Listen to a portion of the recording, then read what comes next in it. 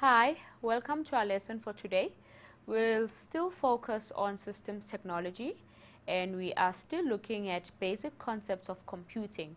Now, for you to be able to use your computer after you have identified the different types of computers and how it works, there are some good computer techniques, and for you to be able to understand those techniques, there are some of these terms that you need to understand.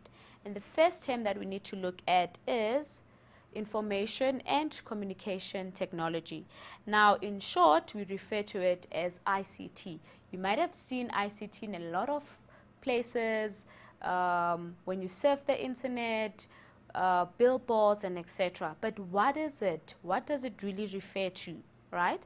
Now, ICT refers to all those technological tools and resources that are used to create, to manipulate, to store, and manage information. If you remember the information processing cycle where you type in, right? You are creating something, you are creating a document, then processing where it gets manipulated, and then it gets to be stored.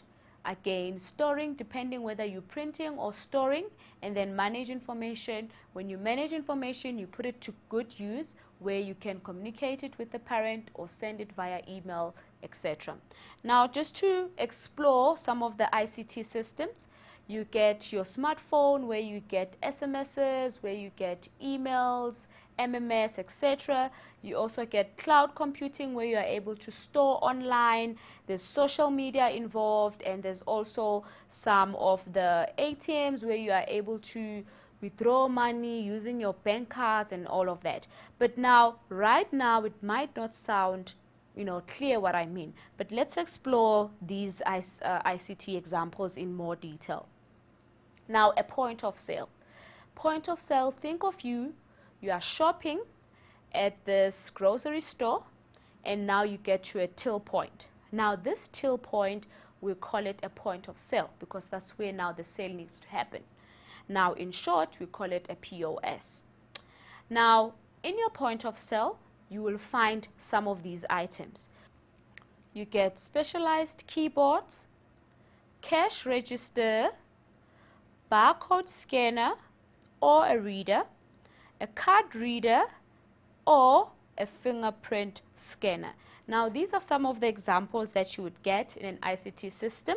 Another thing that I've mentioned, a cell phone. Now, why is a cell phone part of an information system? You can see here with just your cell phone, you are able to get music, camera, webcam, etc., etc. As you can see, you can even get navigation.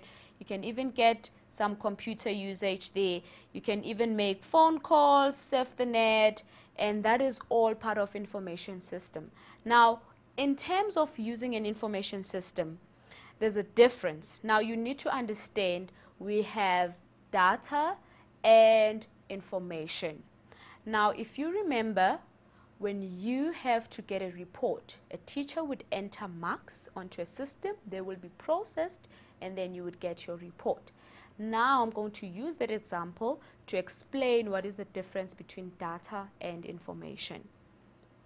Now, data, there would be raw and unprocessed facts.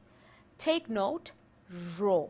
For example, your marks. Just a mark on its own is just raw, not processed yet to be a term mark or to be an exam mark.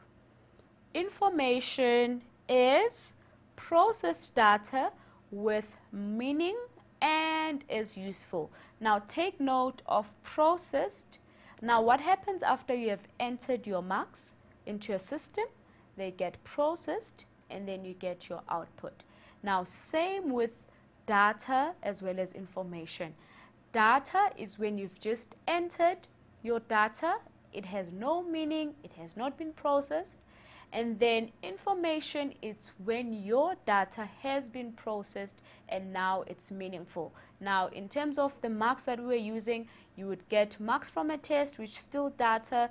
And once you get a report indicating whether you have passed or failed, now that becomes information.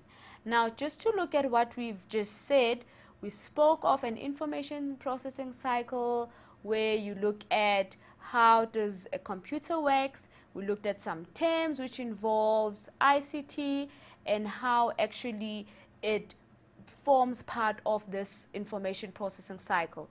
And then there's two terms that were very important that you need to understand when you ever use a computer, which is data and information, where you get raw and processed facts.